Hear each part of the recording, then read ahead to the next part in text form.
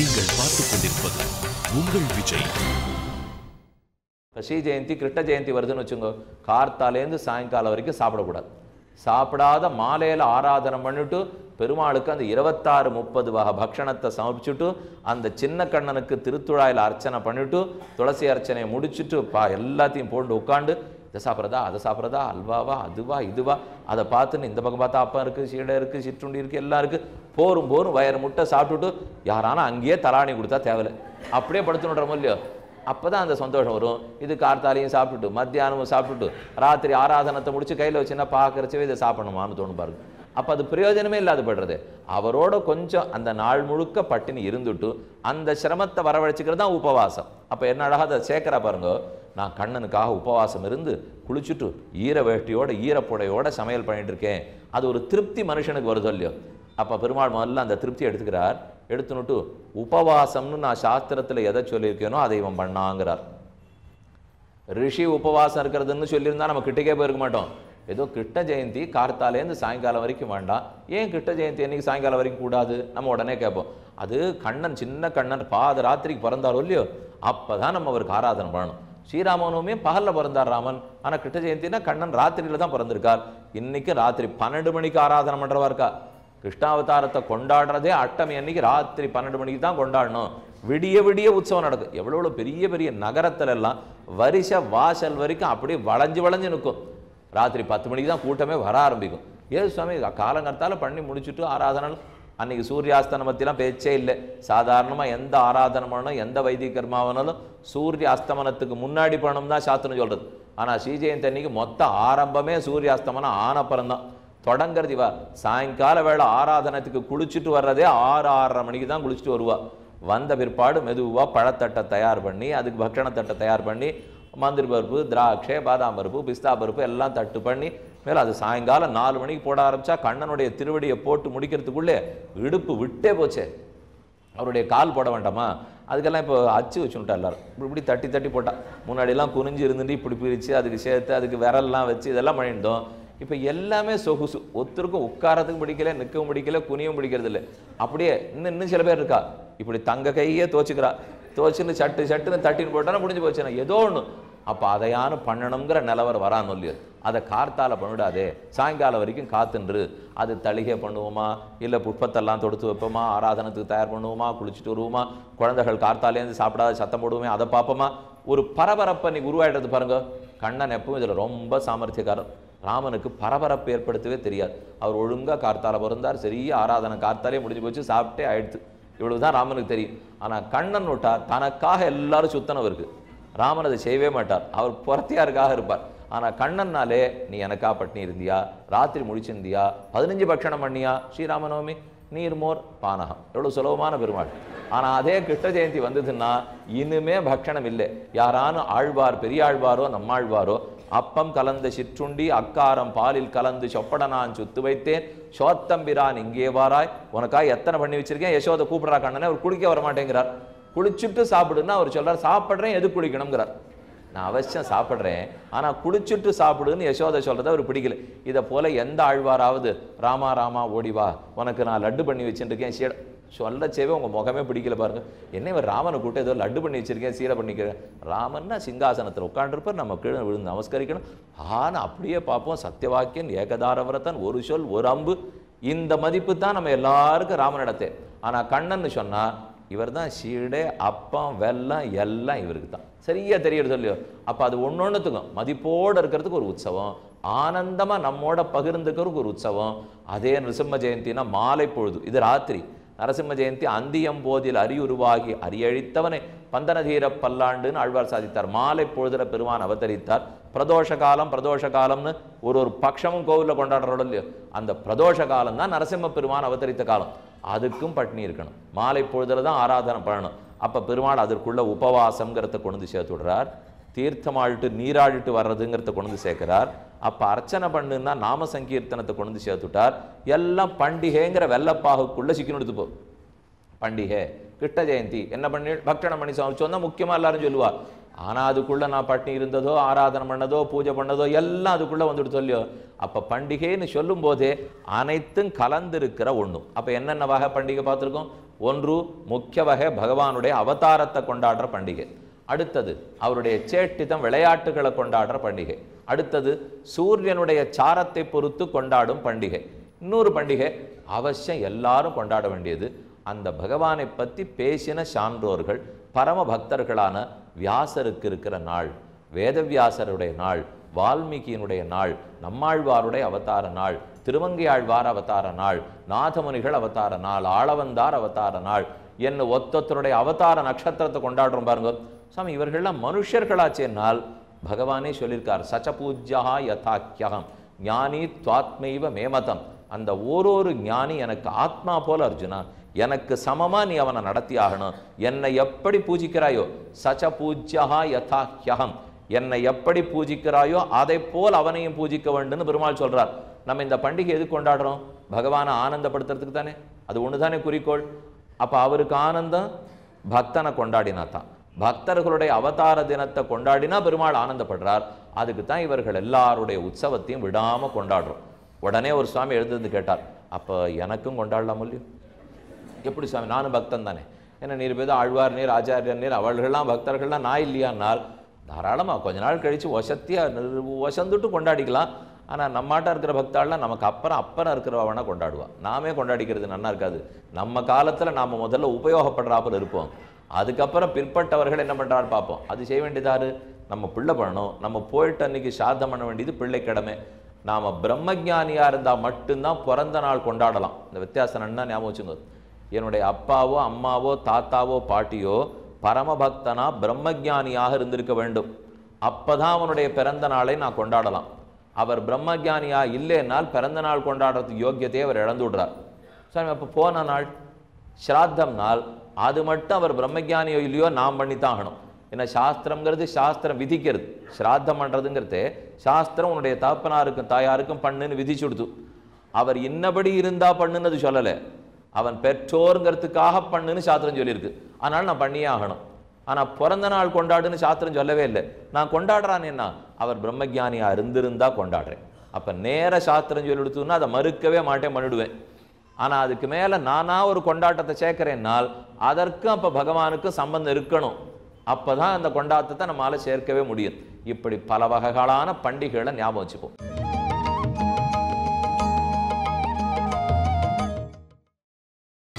நீங்கள் பார்த்துக் கொண்டிருப்பது உங்கள் விஜய்.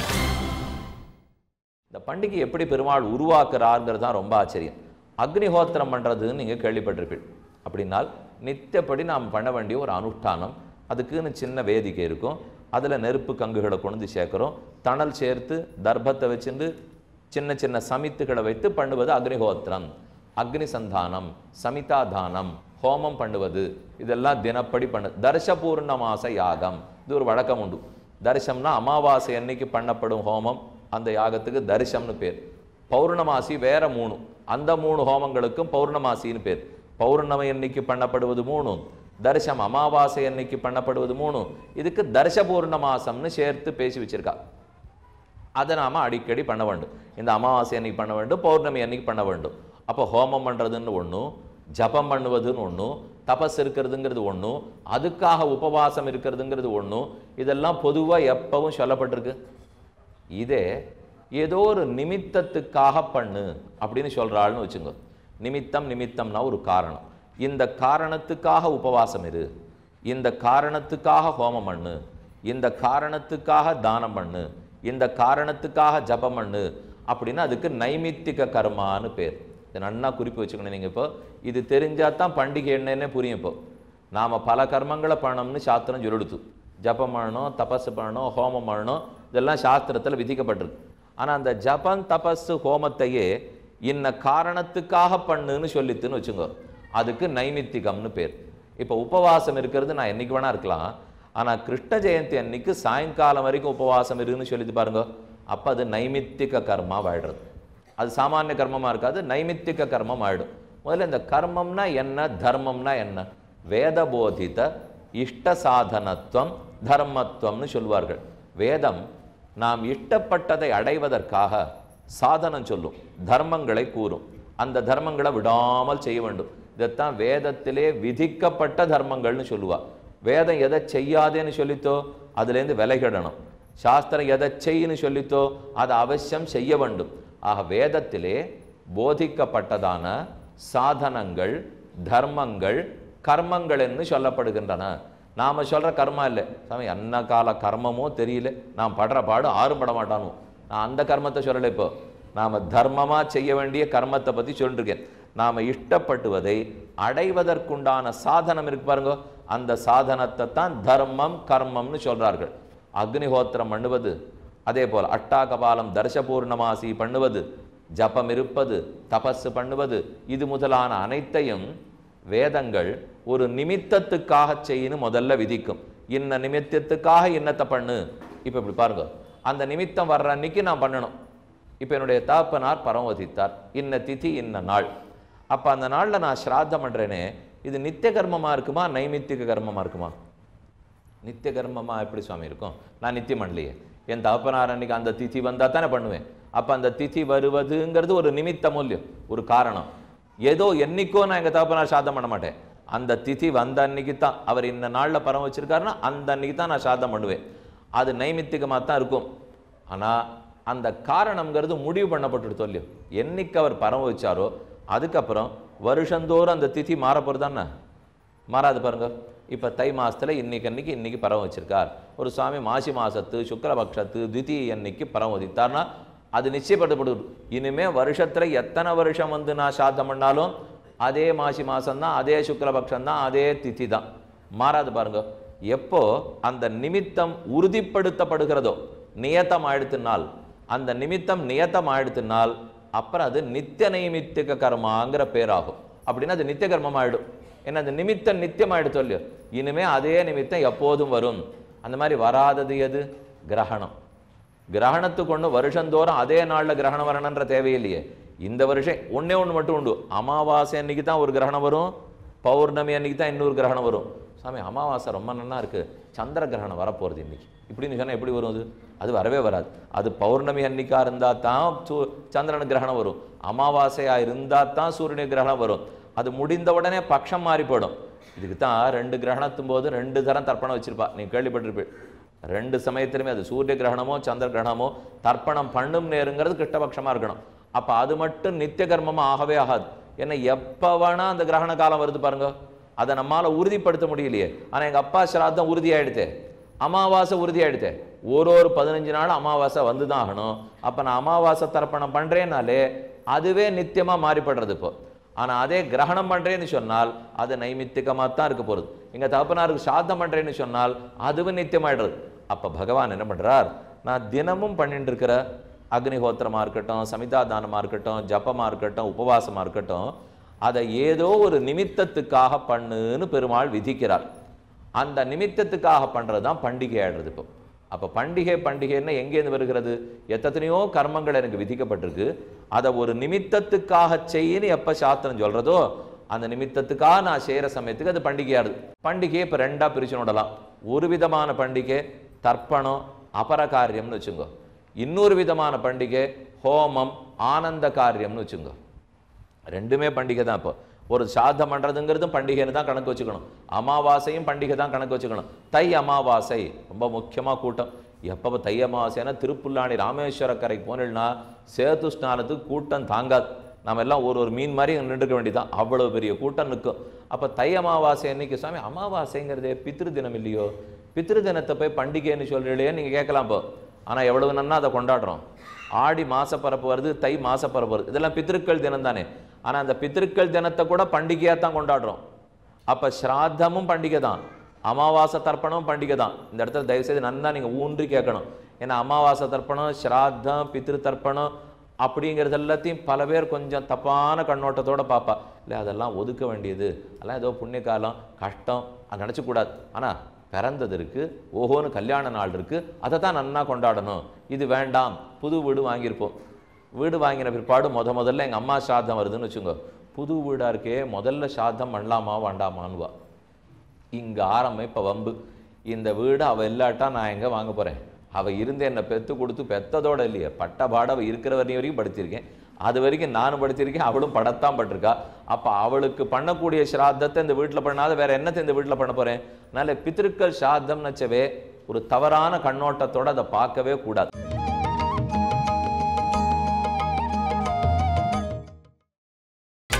நீங்கள் பார்த்துக் கொண்டிருப்பது உங்கள் விஜய். பித்திருக்கள் ஸ்ராத்தம் நச்சவே ஒரு தவறான கண்ணோட்டத்தோட அதை பார்க்கவே கூடாது. அது உயர்ந்ததாத்தான் பார்க்கணும். அதே கணவனை இழந்தவாளா இருப்பா, அவ நம்ம முன்னாடி வந்துட்டா என்னமோ தப்பா பார்க்கறது.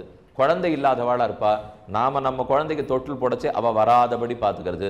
இதெல்லாம் சாஸ்திரத்துல இடமே கிடையாது, ஞாபகம் வச்சுக்கோ. இந்த மூட நம்பிக்கைகள் சிலதை வச்சுக்கவே தான் சனாதன தர்மத்தை தேவையில்லாத 4 பேர் குத்தம் சொல்றான். அதை முதல்ல புரிஞ்சுக்கணும். இந்த நம்பிக்கைகள்லாம் சாஸ்திரத்தில் இடமே கிடையாது. யார் தொட்டா என்ன நல்ல மனசோட தொடணும், அவ்வளவுதான் பேச்சே தவிர என் குழந்தைய இந்த சுமங்கலிகள் தான் தொடணும், கணவனை இழந்தவா தொட்டுடக்கூடாது, குழந்தை இல்லாதவா தொடக்கூடாது. ஒன்றும் இல்லை, வெத்தலை பாக்கு வாங்கிக்க மாட்டா தெரியுமா? ஆறான கணவனை இழந்தவாளா இருந்தா மற்ற பேருக்கு நம்ம ஒருத்தரை சேவிச்சு வெத்தலை பாக்கு வாங்கிக்கிறோம்னா அவ கொடுத்தா வாங்கிக்கவே மாட்டான். என்ன இடப்படுறது? இப்போ அவரோட வாழ்ந்தவர் தான். இப்போ போறது என்ன? அவர் கணவனை பார்த்து நீர் சீக்கிரம் போ அப்படின்னு அவளை அனுப்பிச்சு வச்சா? அவ ஒன்றும் அனுப்பிச்சு வைக்கல, அவர் புறப்பட்டு போயிட்டார். போனவர் கிளம்பி போயாச்சு. இனிமேல் இருக்கிறவா என்ன பண்ணுவா? அதுவும் ஒரு விதவா ஸ்திரீனுடைய வாழ்க்கை ஒரு சன்னியாசினி பெண்ணுடைய வாழ்க்கையை போலேங்கிற சாஸ்திரம். அவளை ஒரு சன்னியாசிக்கு நிகர் அஜியர் சுவாமிகள்லாம் இருக்காளே, அவள் எப்படி சன்னியாசி திருதண்டம் பிடிச்சு நிற்காளோ அவர்களை போல கணவனை இழந்த மனைவி அவ்வளவு தூரம் நீ கொண்டாடணும். அவளை விழுந்து வணங்கி அவளிடத்துல தான் ஆசீர்வாதம் பெற்றுக்கணும்னு தர்மசாஸ்திரம் சொல்றது.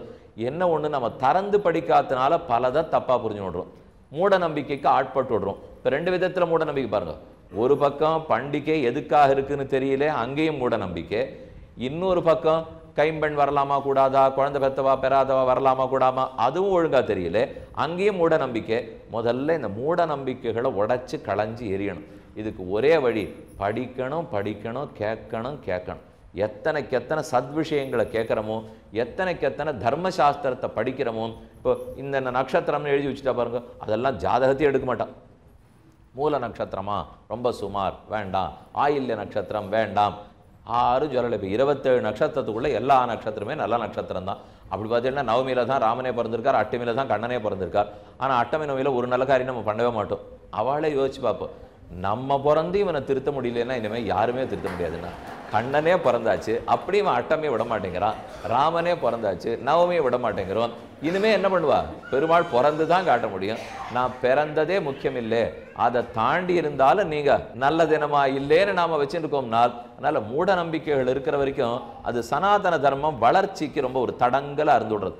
அப்ப மற்ற பேர் பார்க்குறவா இதெல்லாம் பகுத்தறிவுவாதம்னு சொல்ற பாருங்க, இது தப்பு, இந்த மாதிரிலாம் நீங்க சொல்லிட்டு கேள், இது அதனால உங்க சாஸ்திரத்தை எரிங்கிறான். அந்த சாஸ்திரத்தில் இல்லவே இல்லை.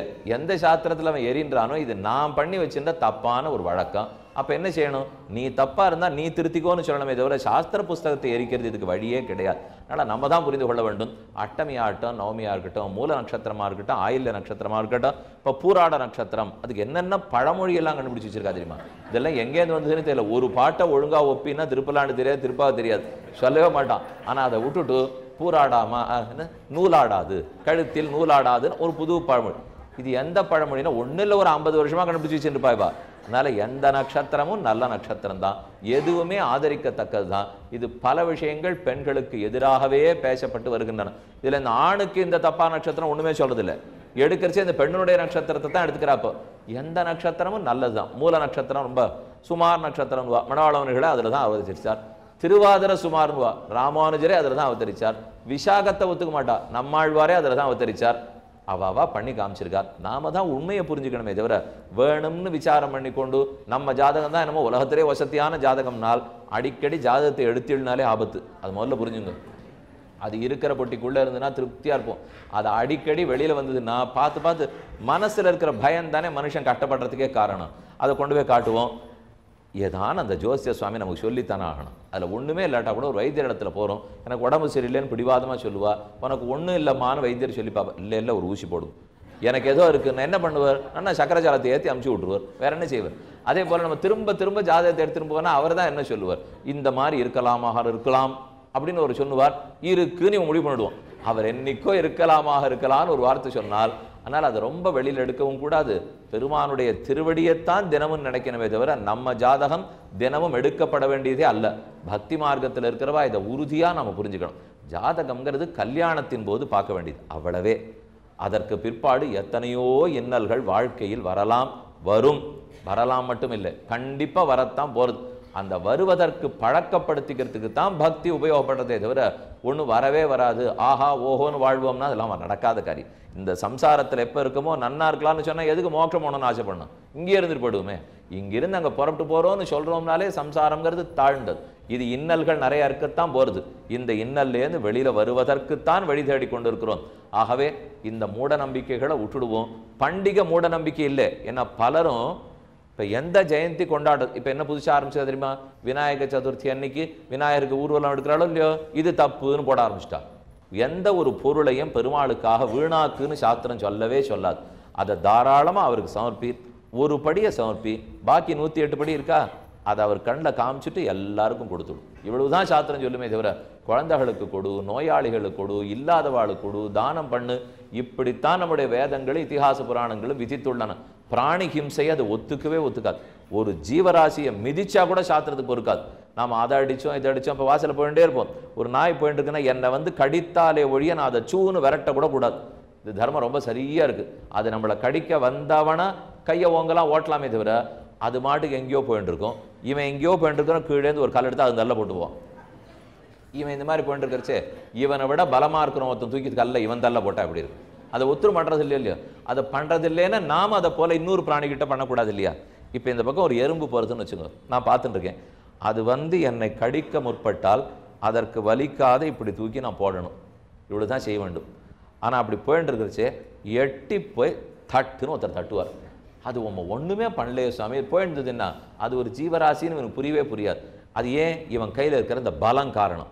நமக்கு அது ஒன்றும் இல்லையோ. இதே போல நன்னா ஒரு குத்துச்சண்டை பயில்வான் அந்த பக்கம் போயிட்டு இருக்கிறச்சு இவர் அடிச்சு பார்க்கறது தானே, அதை பண்ணவே மாட்டார். ஏன்னா அடிச்சா திரும்பி விழுன்னு தெரியுமோ இல்லையோ. இது திரும்ப அடிக்காதுங்கிற தைரியத்தில் தானே பண்றோம். அப்ப சாஸ்திரம் எப்பவும் ஹிம்சையை ஒத்துக்காது. ஹிம்சிக்க கூடாது, மனசு புண்படும்படி கூட நாம பேசக்கூட கூடாது, பிராணி ஹிம்சை கூடாது, நாம நம்மை உயர்த்தி கொள்ள வேண்டும். அப்ப பண்டிகைகள்ங்கிறதுக்கு இதெல்லாம் அடிப்படையில் ஞாபகம் வச்சுக்கோ. அப்போ ஒரு நிமித்தத்தை பெருமாள் விதிக்கிறார். இன்ன பிறந்த தினமா இருக்கட்டும், இல்லது இந்த கல்யாண தினமா இருக்கட்டும், பெருமாளுடைய இந்த சேட்டிதன் நடந்த தினமா இருக்கட்டும், அதை பண்டிகையாக வைத்துக்கொள். அப்ப நைமித்திக கர்மம் தான் பண்டிகை.